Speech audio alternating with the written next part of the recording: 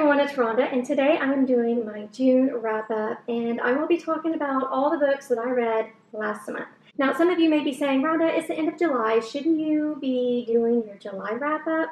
Yes, you would be right. It is the end of July. However, I haven't gone over the books that I read last month yet. In fact, the last video that I did was over a month ago, and that was my May wrap-up. I've been a little bit behind. So for that, I first want to tell you all, I am so sorry.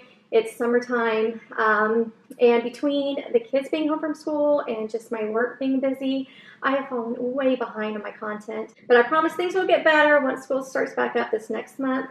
Hopefully, my fingers are crossed.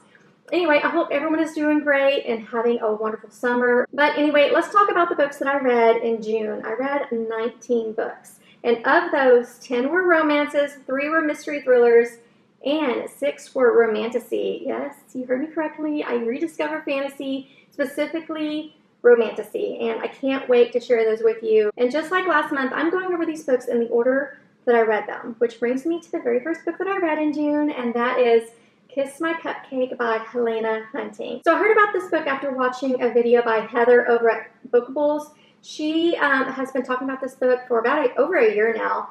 And she did an enemies to lover recommendation video, and she was really pumping this up as being a super cute book, a great enemies to lovers. And you know what? I have to agree. This did not disappoint. It was super cute. So this is about Blair, who is on the cusp of opening her very own cupcake bakery.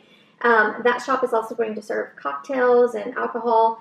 And right before her grand opening, she finds out that a new axe throwing bar is being opened next door. In fact, they are actually opening on the same day. And the owner of that bar is named Ronan. So during this book, they have quite the enemies to lovers situation. They are battling each other not only for customers, but they're also trying not to fall for each other. They're battling their feelings. So this is enemies to lovers in the best way. I absolutely love the banter between Ronan and Blair. I just thought they were a cute couple, and I really loved their chemistry, and I felt their chemistry. So the only downside to this was it was a little bit on the long side.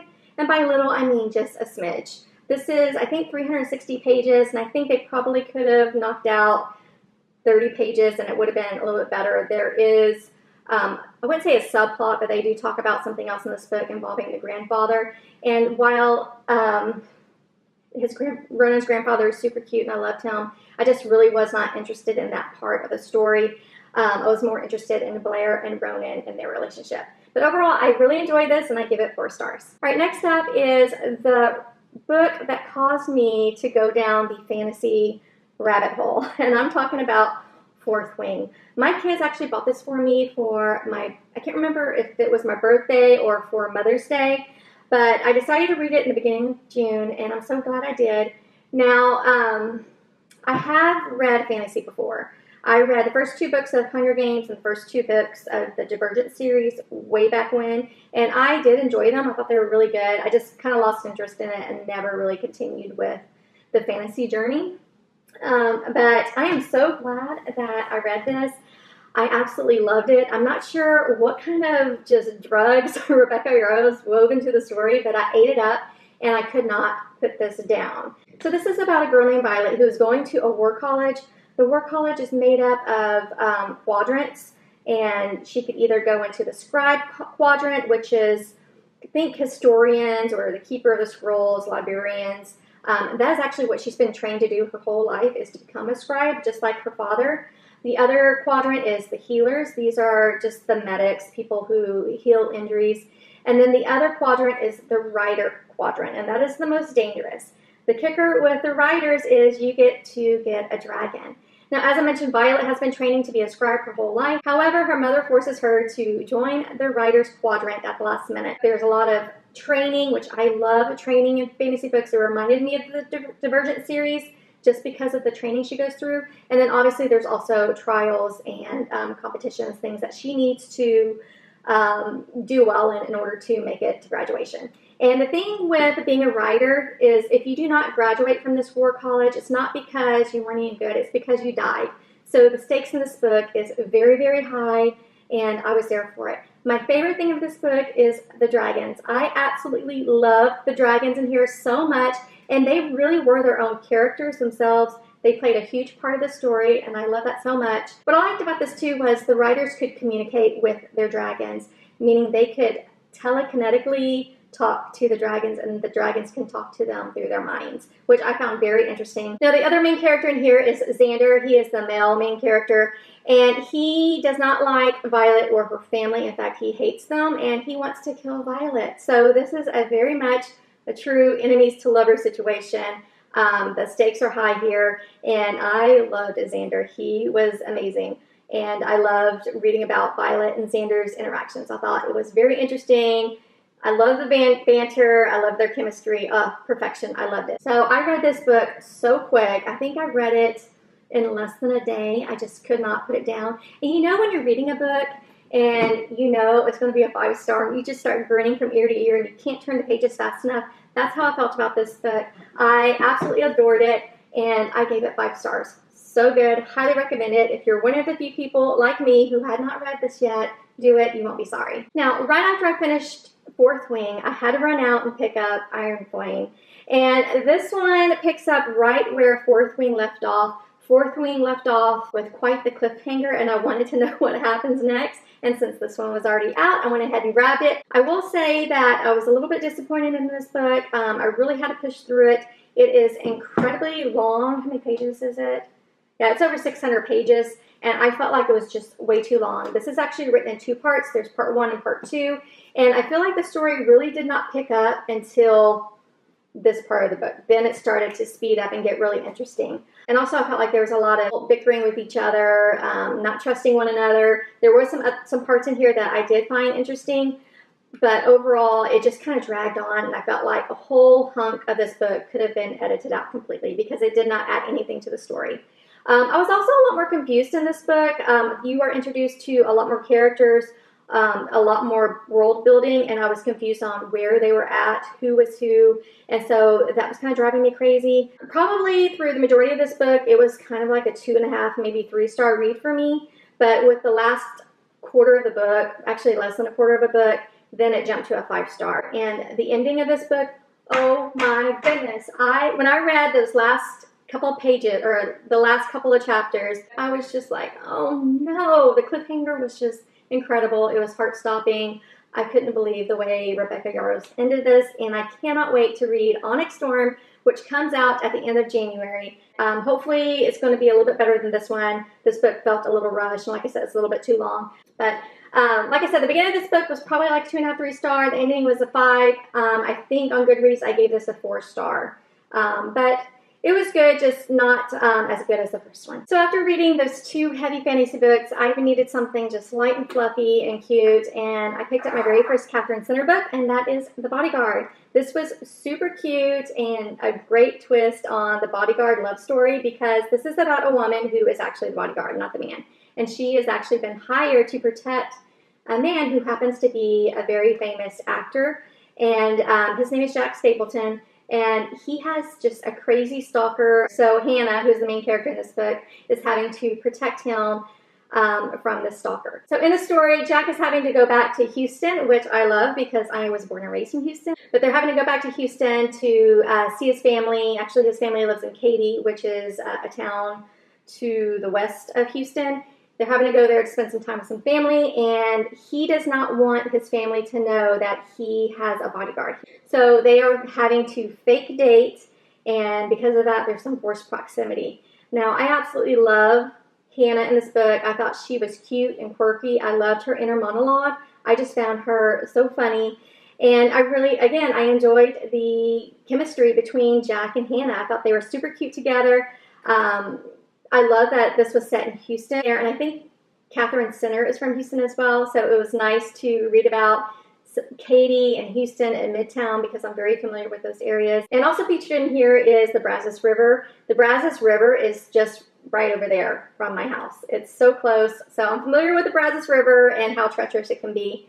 But like I said, this is my very first Catherine Center book, and I cannot wait to read more. I really enjoyed this, and I gave it 4 stars. All right, the next book I read is a cowboy romance called Done and Dusted by Lila Sage. I've heard such great things about this, and I have to say, this was such a fun book, and I really enjoyed it for what it was. It actually surprised me how much I enjoyed it, It was a good palate cleanser, and it was a fast read. This is a dual POV cowboy romance. It features brothers' best friends, small town, but it is about Emmy Ryder and Luke Brooks. Emmy is a renowned barrel racer in the rodeo circuit, and she moves back home after having an accident while training a horse. And when she comes back home, she connects with Luke, who is her brother's best friend. They never got along, but he helps her get over some fears, and during that process, they fall for each other. But they're having to kind of keep this secret because obviously Luke is her brother's best friend, and they don't want her family to find out. So in this book, there is some bad language, and it is pretty spicy. It's not as spicy as the Chestnut Springs book. For those of you who don't know, I do not like a lot of cussing in books. I don't like a lot of spice in books. I prefer just things kind of tame. And I was able to get through this. Yes, I did have to skim over some parts, but the story was just super cute. I love the chemistry, and I cannot wait to read the next book, which is Swift and Saddled. I do have that on my TBR cart, so hopefully I'll get to that soon. Overall, I enjoyed this. It was super cute. I was pleasantly surprised how much I liked it, and I gave it 3 stars. So after reading those 2 fluffy romances, I was ready to pick up another romantasy, and I had heard great things about the Crown of Nyaxia series, and so I picked up The Serpent and the Wings of the Night by Carissa Broadbent. And this is a slow burn romantasy with banter and a little bit of a reluctant alliance. And this reminded me a lot of Hunger Games because it does have a last one standing fight to the death plot. However, it involves vampires. So this is about Oriya, who is a human being raised by vampires, and she enters a tournament called the Kajari. And the winner of this is granted a wish by the goddess of death, or the goddess of vampires, named Nyaxia. In the Kajari, she is the only human competing amongst bloodthirsty vampires, so it is a literal high-stakes, fight-to-the-death situation where she is the prey amongst predators. So during the Kajari, she meets another vampire called Rain, and they end up forming a little bit of an alliance to kind of help each other get through this competition. I did find this book a little bit slow in the beginning, and it was slow a little bit in parts, but overall I had a great time reading this. It had great pacing, and the ending of this book got me. I cried. I was so stunned with the revelations. I could not believe what was happening, and I was like, no. It was really, really good.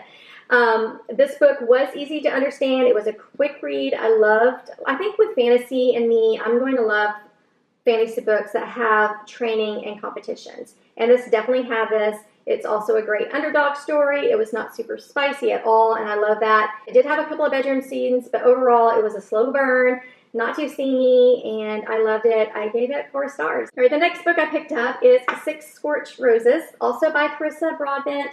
This is actually just a little novella in between the first book of the Crowns of Nyaxia series and the second book. So this book is about Lilith, and a curse has been brought upon her town, and in that curse brings an illness, and it's just sweeping her village, and she has an idea that vampire blood might be the cure to this illness. And Lilith seeks out a vampire in town named Vale and tells him if he gives her blood each month, she will give him a rose.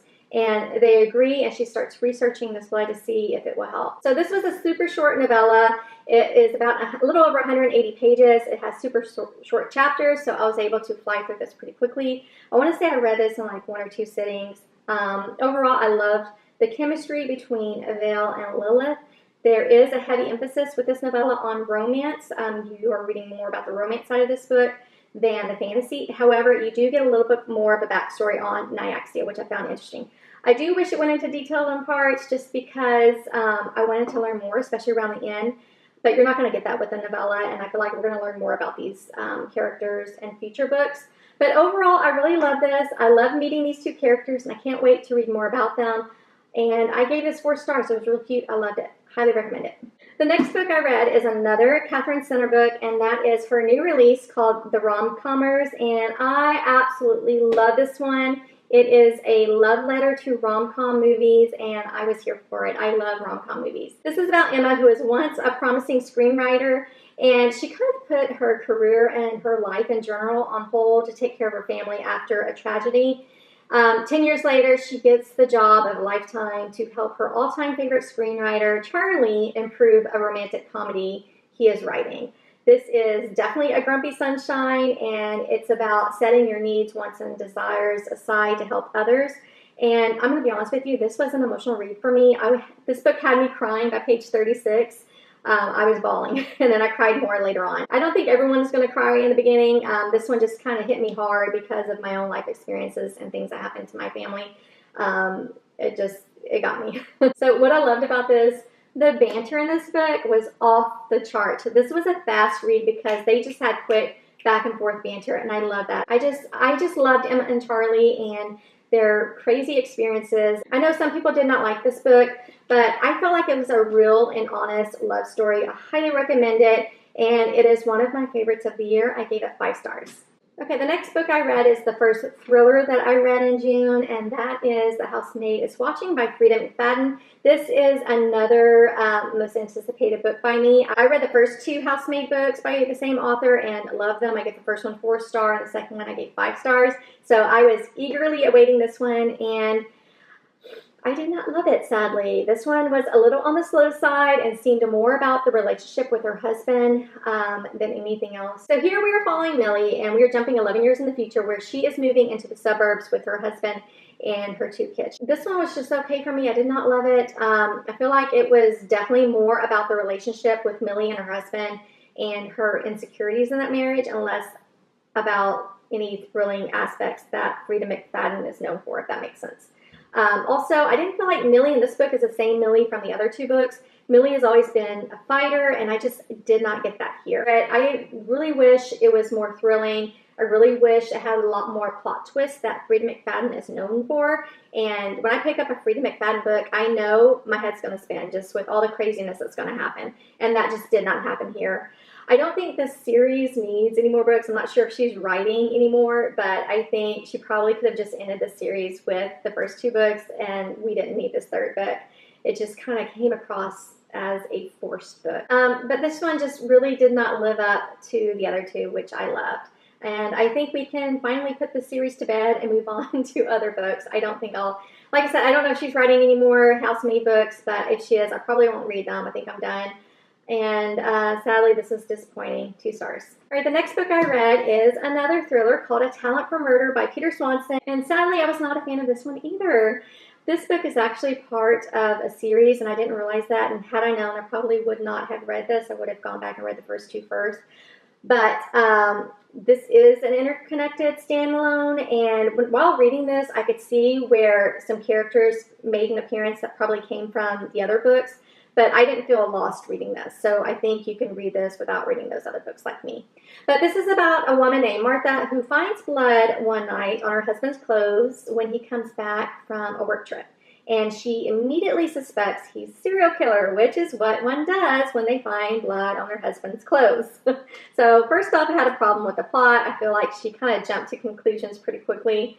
I didn't care for that plot, and I didn't love that the things that happen in this book, you don't know who the voice is. The plot twist kind of fell flat for me, and just overall, it just wasn't interesting. I will say, on the plus side, it was a short thriller. I think it's well under 300 pages. Yeah, it's like 250 pages. So you can read through this pretty quickly. I think if you read the other 2 books in the series, maybe you would like this one. But for me, it just fell flat, and I gave it 2 stars. The next book I read was another Book of the Month pick, and that is 1 Star Romance by Laura Hankin. And this one is not what I was expecting. Looking at the cover, I was expecting just a lighthearted rom-com, and this definitely was not it. It's not a traditional romance. This is more of a women's fiction with a romantic side plot. It's more about self-discovery and friendship. So this is about Natalie, who is a struggling writer, and Rob, who is more of an academic, and they meet at their mutual friend's wedding. And while they are there, there is definitely a connection from the get-go. And while at the wedding, something happens, and Rob ends up giving Natalie's brand new release novel 1 star. And she can kind of figure out he was the one who did it. And so she is livid, and it is off to the races in this Enemies to Lover book. Their story spans, I want to say it spans 10 years, and it is definitely a case for just a situation where they are good for each other. It's just not the right moment. And throughout the novel, they meet up periodically over the years, and I really love that about this book. Overall, I enjoyed it. There was a lot of inner dialogue, monologue, and inner turmoil that was slowing the book down for me in parts and was causing me to get bored.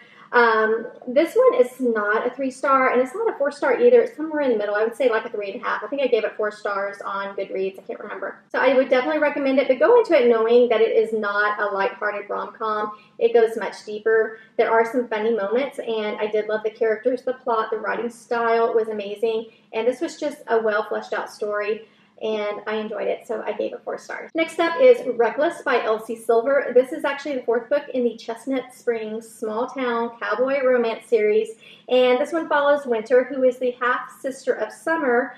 We meet Summer in the very first book of the series, but Winter is known to just be kind of cold and just emotionally not there, you know, just very serious. This one also follows Theo, who is a bull rider and a friend and protege of Rhett, who is also from the first book in the series. After a super quick and cute meet cute at a gas station, they both end up at the Eaton Ranch. I think they're there for a Christmas dinner or just dinner in general.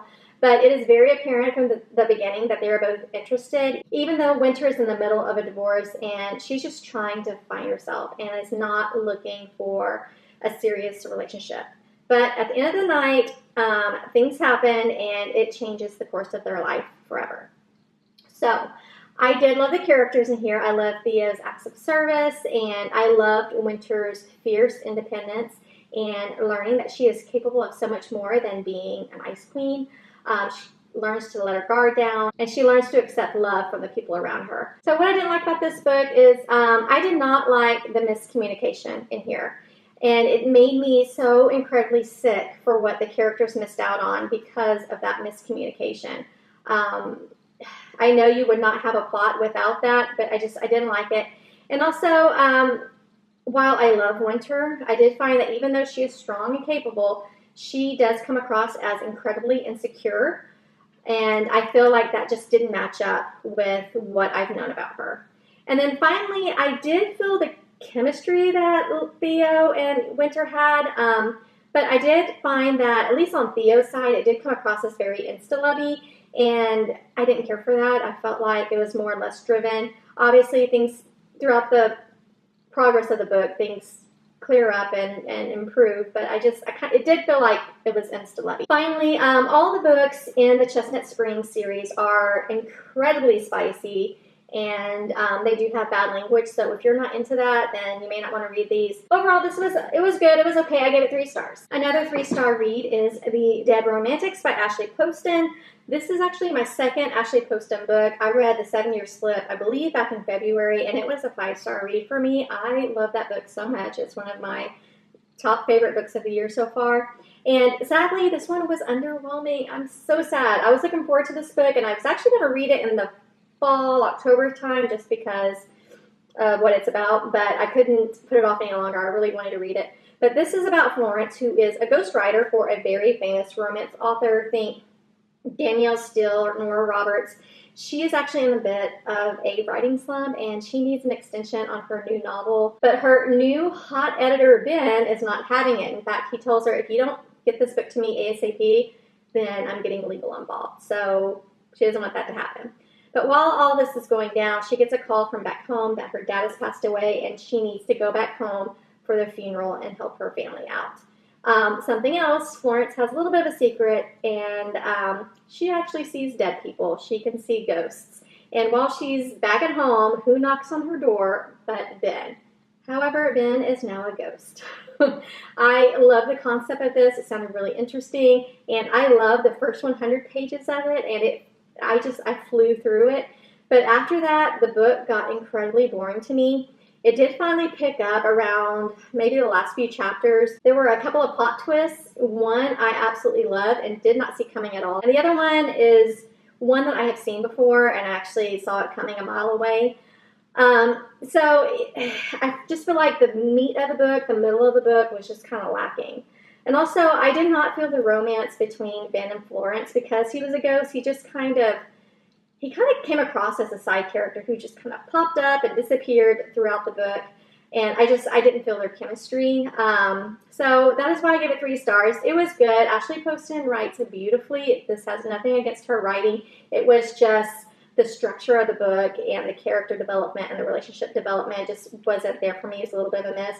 Still enjoyed it. I would still recommend it, and I gave it 3 stars. All right, next up, let's talk about my surprise favorite for the month of June, and that is The Art of Catching Feelings by Alicia Thompson. And I bought this on a whim while I was at Target, as one does when they're at Target, and I was surprised how much I love this. This is a baseball romance, and it's about Daphne, who goes to a baseball game right after signing her divorce papers, and she proceeds to get drunk on ballpark beers, and she has one too many. And she ends up heckling one of the hometown team's players, and his name is Chris, and she says something. What she heckles him with was so funny. It made me laugh pretty hard, but it did not make Chris laugh. In fact, it hits him harder than it should, and he has a little bit of an emotional moment at the plate, and that moment goes viral, and all of the media is picking it up. And after sobering up, Daphne feels awful, and she ends up finding him on social media and just writing him a little note apologizing for what he was going through, what happened. But the kicker is she never tells him that she was the one who heckled him. So they end up messaging back and forth, and he doesn't really know who she is. Things happen from there, and I really enjoyed this book. This is about grief. Chris is dealing with some pretty horrific issues. He suffers a little bit from panic attacks because of what he has gone through. He is also just so sweet and kind and just that all-in kind of guy that I absolutely adore in a book. Something I do need to warn you about is this book does involve catfishing and miscommunication, and normally I absolutely hate both of those situations, but the author wrote it very, very well, and I was able to somehow look past something as awful as catfishing and miscommunication and just enjoy the story. The only thing I did not like, and the reason for the 4 stars, is I felt like the miscommunication in this book probably could have been cleared up a lot earlier in the book, and you would not, and it would have still made a good book, you know. But I highly recommend it. I gave it 4 stars. It is a great baseball romance. I personally have been looking for a baseball romance and haven't found one until now. So if you're looking for a good one, this is one for you. Okay, next up is Hopeless, also by Elsie Silver. This is the final book in the Chestnut Spring series. I finally finished the series this month. And this book is about Beau. And I have to say, this was my most anticipated book in this series because I fell in love with Beau through the snippets that we had of him throughout this series. But this is about him, and he is actually a former military guy. He was in a special ops group, and he was actually injured during a mission. And he is back in Chestnut Springs and trying to deal with those experiences and his injuries. And because of that, he's dealing with PTSD. This is also about Bailey. She is actually the love interest in this book, and she is from the other side of the tracks and did not have the best upbringing. And together they agree to a fake dating arrangement to just get his family off his back, and things go from there. Even though this was one of my most anticipated books in the series, I did not enjoy this book. I gave it 3 stars. I was pretty disappointed because I was expecting it to be incredibly emotional, and it just didn't get there for me. I was also surprised by how much I did not like Bailey. I thought she was pretty immature, and I did not like the things she said just for the shock value. And also, there's literally 0 plot. So the tropes in this is fake dating, and there's also a 13-year age gap trope. I didn't mind that, other than the fact that I could see it with Bailey being so immature. So I was pretty let down with this one. I did give it 3 stars just because I did enjoy the meat of the story. I just didn't care for the characters, and I was expecting more of an emotional read, and it just didn't get there for me. Next up is Every Time I Go on Vacation, Somebody Dies by Catherine Matt. And I have to say, this book is a fun, cozy summer mystery. I had so much fun with this. It was such a great read. I loved in this book that the curtain is kind of peeled back and we get to peek behind it with the writing process and the publishing world in general. But this book is actually about an author who is on a vacation in Italy with some other authors and some of her fans. And during the vacation, she is planning and plotting her next book, where she plans to fictionally kill off the main guy in that book series. And the main guy in that series is actually based on a real person who is also on this vacation trip with her. And he is actually saying someone is really trying to kill him, and then people start dying from there. There is a lot of dialogue, which I love, but I do have to say sometimes it is hard to follow who is saying what. Also, there are some footnotes in this book, and I did not mind that at all. You don't need to read that, but I have heard that some people got turned off by it. As I mentioned, you don't need to read it. It does add some humor to the book, so I read them myself. I thought they were good. Overall, this was just a fun, fast read. Something I did not like is there is not a ton of character development.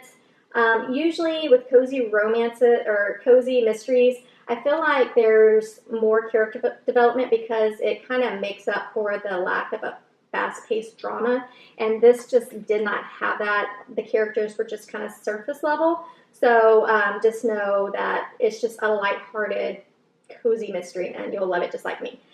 This is a little bit like the movie Clue and a little bit like Glass Onion, just because it was silly and everyone in the book has a motive to kill this main character, and it's just a classic whodunit with a fun twist.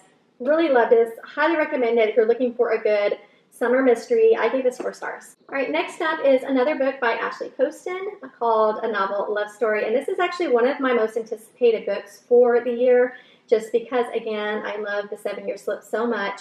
And this cover is absolutely beautiful. The writing in it is beautiful. The plot of the book was very interesting. Unfortunately, it kind of fell a little bit flat for me, and it did not hold my attention.